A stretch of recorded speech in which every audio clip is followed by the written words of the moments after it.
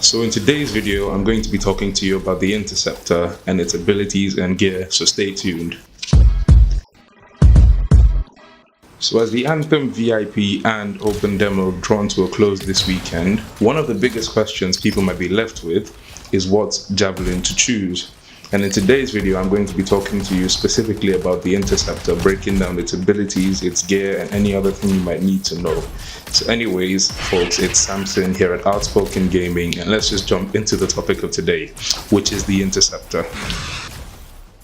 As a brief overview, of all the 4 javelin classes, the Interceptor is the lightest and the fastest. It's a specialist and your go-to machine when you want to get up close and personal and deal heaps of damage to a single target, meaning that whoever is running the Interceptor needs to be fast and also needs to be precise. Also, being very agile, the Interceptor not only knows how to get into an enemy's face, but also how to get out of it in case of a sticky situation. It's the only javelin with the ability to perform a triple jump, as well as the ability to evade using a triple dash. So keep this in mind if you ever find yourself surrounded out there on the battlefield.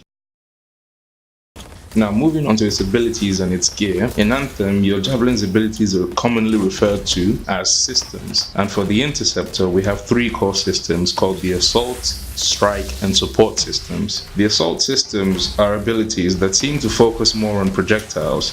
One of these is called the Searching Glaive, where your javelin throws out a shuriken that homes in on a single target for a fast and sharp amount of damage. The second one is the Venom Bomb, which is essentially an acid grenade that covers nearby enemies in acid upon detonation, giving them an acid status and priming them for a combo for that extra damage. Up next is the Cryo Glaive, which is very similar to the Searching Glaive, but in this one, you can lock onto up to 2 targets and freeze them upon impact, and again, this sets them up for more combos from your teammates.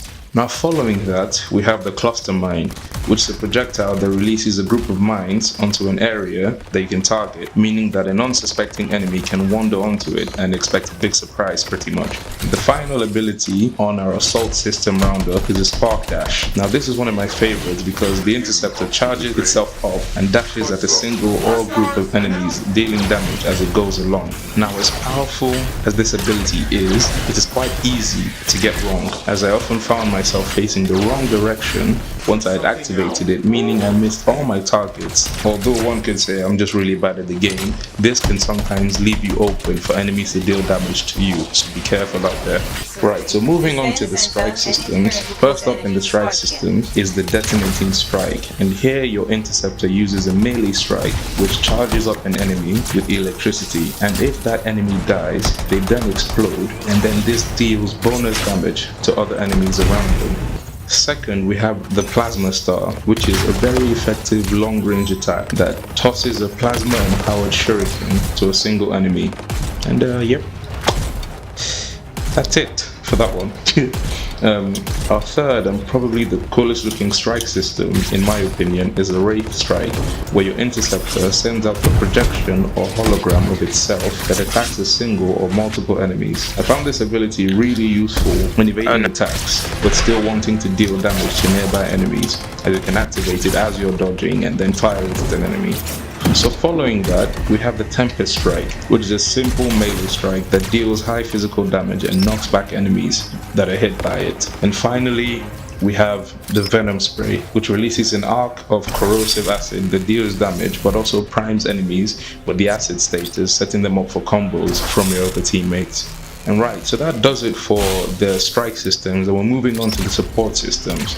And first off, we have the Target Beacon, which simply marks an enemy, which then allows your teammates to deal increased damage to them. And keep in mind that while this is useful in groups, it may not be as useful if you're heading out on your own in, let's say, free play. Second, in the support systems, we have the Rally Cry, which is such a useful support system because what it does is clear all status effects from your entire team, whether it's ice, fire, electricity, or acid, it's all gone. So keep that in mind whenever you're composing that really cool Interceptor build. Right, so okay, that does it for all the Interceptor's gear and systems. And if you're still with me and enjoying yourself, I'd like to encourage you at this point to subscribe if you haven't, and check out the rest of the platform. Cool? You done that? Great, let's keep it moving. Because up next, we have the melee and the ultimate ability. Now I decided to put these two together because the Interceptor is the only javelin of the four that can perform its melee combo indefinitely, unleashing a series of slashes on enemies, which is so great because you can use this to harass multiple enemies and sometimes even juggle them. Also, when you activate your ultimate, the Interceptor performs this really cool animation and then proceeds to rain all hell on enemies with its melee combo, dealing even more damage. But also in this form, you are invincible, aka you take no damage, so what's not to like? Right, ladies and gentlemen, that does it for my Interceptor breakdown video today. I hope I've managed to convince you to pick it up and give it a try.